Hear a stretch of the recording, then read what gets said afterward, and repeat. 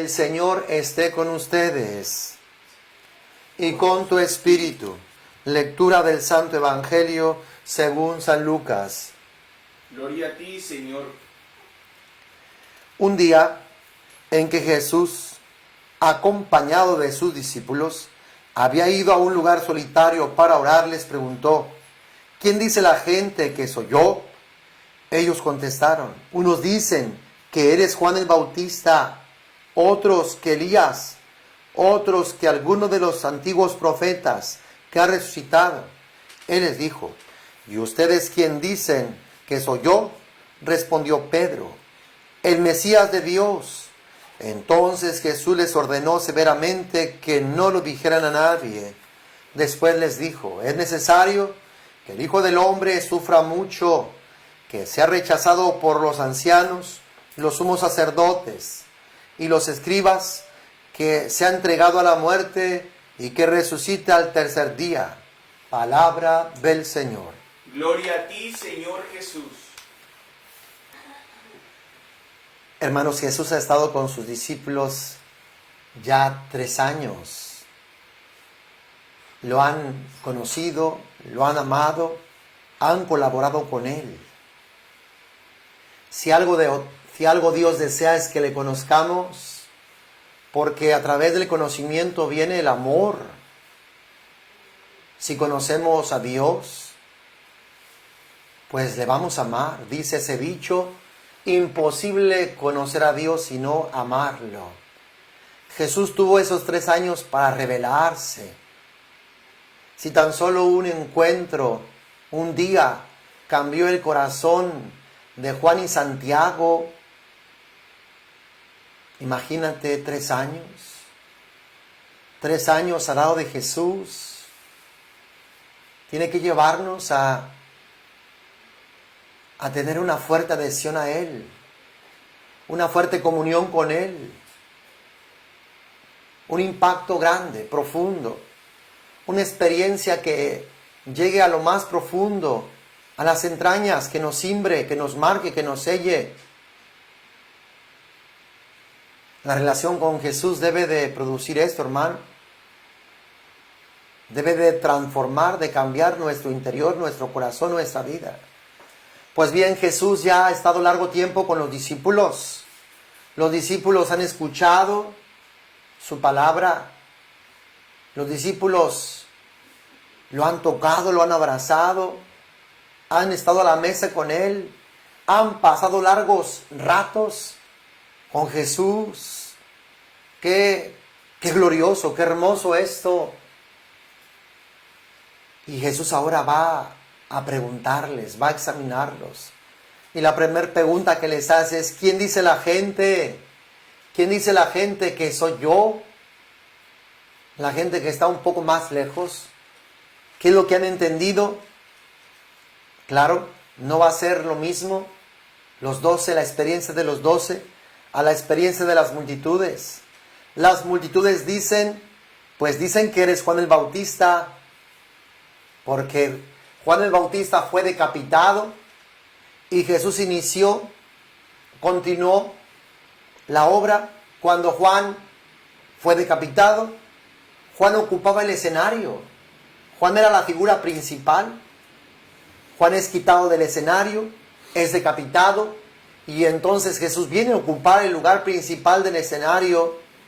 Dicen, pues es Juan que resucitó, solamente con más poder, porque Juan hablaba con poder, sí. Juan tocaba los corazones de la gente que se arrepentían, se convertían, pero Jesús iba más allá. Claro que Juan estaba lleno del Espíritu Santo, pero Jesús es el lleno del Espíritu Santo. Jesús es el que posee el Espíritu Santo sin medida.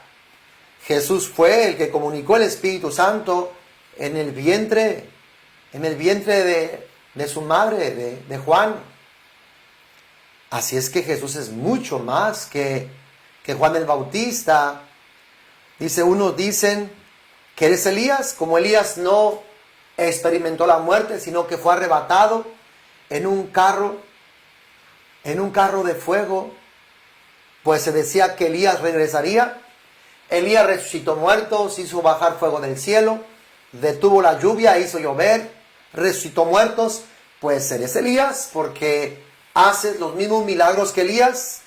Elías, representante de los profetas, apuntaba a Jesús profeta, pero Jesús es el profeta de los profetas y mucho más que Elías.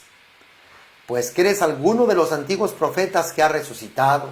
Moisés hablaba de que surgiría en la casa de Israel otro como él, así como Moisés liberó al pueblo de Israel de la esclavitud del país de Egipto, así surgiría un hombre que liberaría totalmente al pueblo de Israel de la esclavitud del pecado del demonio. Jesús escucha lo que la gente dice, las multitudes dicen, pero ahora va al corazón de los discípulos que han estado con él, que han comido con él, que han estado con él durante este tiempo.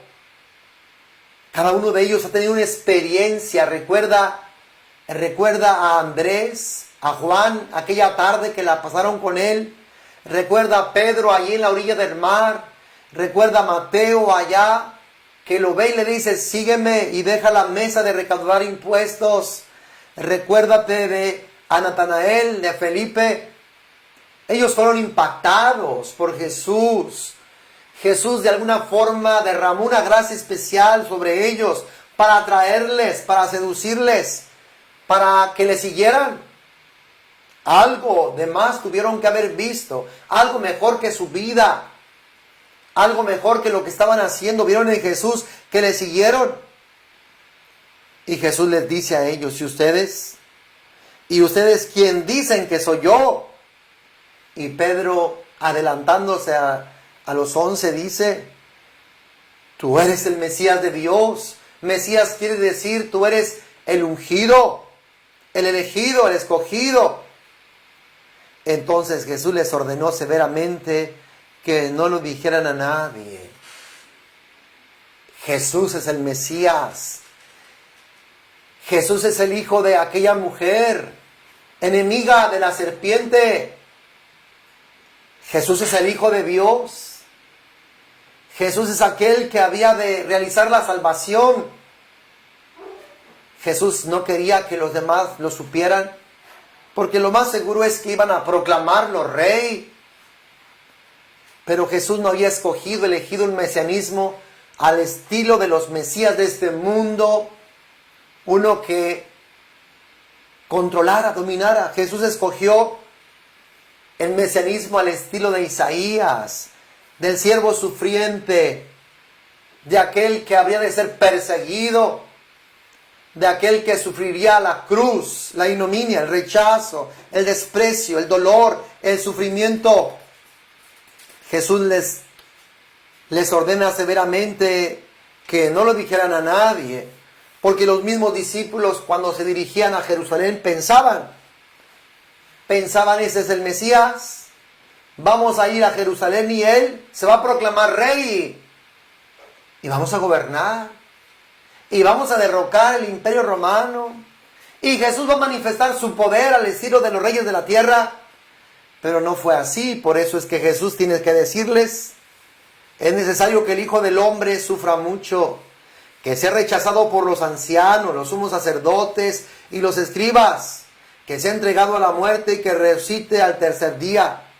Lo mismo nos pasa a nosotros. ¿Qué decimos? Ya conozco a Dios, ya experimenté a Dios, ya no va a haber ningún problema, ya no va a haber ningún sufrimiento, ningún dolor, ninguna necesidad. Recuerda que Jesús es el Mesías al estilo del profeta Isaías. Es el siervo sufriente, aquel que fue quebrantado, herido, rechazado. Y si esto le pasó a la cabeza, también le pasará al cuerpo. ¿Quién es el cuerpo? Tú y yo, tu hermano. Así como la cabeza fue perseguida, fue herida, calumniada, rechazada, lo mismo acontecerá con nosotros. Que como los discípulos no seamos confundidos, nos escandalizamos cuando viene un quebranto, cuando viene una persecución, cuando viene un malentendido, cuando viene algo que nos hace sufrir. Recuerda que tenemos que configurarnos con el Mesías, en su sufrimiento, en su quebranto, en su muerte, en el rechazo que Él sufrió, también el cuerpo tiene que padecerlo. También cada uno de nosotros hemos de unir nuestros quebrantos, persecuciones, sufrimientos a los de Jesús. Si realmente eres un verdadero discípulo de Jesús, si realmente le estás siguiendo a Jesús, han de acompañarte estas señales del quebranto, de la persecución, del rechazo, del no ser entendido. Porque eso es lo que identifica a un verdadero discípulo de Cristo. La cruz te ha de caracterizar. Imagínate, si tú dices que quieres ser discípulo de Jesús, que quieres ser santo y no aceptas la cruz en tu vida, pues ¿qué clase de cristiano vas a ser? Vas a ser un demonio. Un demonio. Porque en aquel que no opera la cruz para quebrantarlo, para purificarlo, para limpiarlo, pues no podrás configurarte con Jesús. Recuérdalo. La cruz tiene que operar, trabajar. El Espíritu Santo tiene que clavar la cruz en tu corazón para que hagas a un lado el orgullo, la soberbia, la altivez, tu propia dependencia de ti mismo, para que dependas de Dios, para que Dios sobre en ti. Si el Espíritu Santo no hace el trabajo de la cruz en tu corazón, no habrá gracia, no habrá unción, no habrá poder. Dios no podrá transfigurarse en ti, manifestarse en ti. Serás un hombre egoísta, una mujer egoísta, lleno de egoísmo, lleno de amor propio. Si lo que Dios quiere es transfigurarse en nosotros, manifestarse en nosotros. Hermanos, que este conocimiento de Dios nos lleve precisamente a configurarnos con Él, a dejar que el Espíritu Santo implante la obra de cruz, que es de quebrantamiento, que es de limpieza, que es de purificación. Tenemos que negarnos a nosotros mismos, dar muerte a pasiones, dar muerte a las obras de la carne, para que surja realmente ese Mesías ungido en cada uno de nosotros. Que todos tengamos un encuentro con Jesús, que como Pedro podamos decirle a Jesús, tú eres el Mesías, pero que también estemos dispuestos al quebranto, a sufrir juntamente con nuestro Señor Jesucristo. Hermano, que Dios te bendiga abundantemente, ricamente, que a donde quiera que llegue este Evangelio, Dios traiga luz, bendición a tu corazón. Y te invito a que te unas con nosotros a esta novena que estamos haciendo, que es para sanar las heridas que recibimos en el vientre materno. Dios nos quiere curar, nos quiere sanar. Este es un tiempo para curar ese momento de nuestra existencia. Ojalá que te puedas unir con todos y con cada uno de nosotros. Que Dios te bendiga abundantemente. Bendiciones.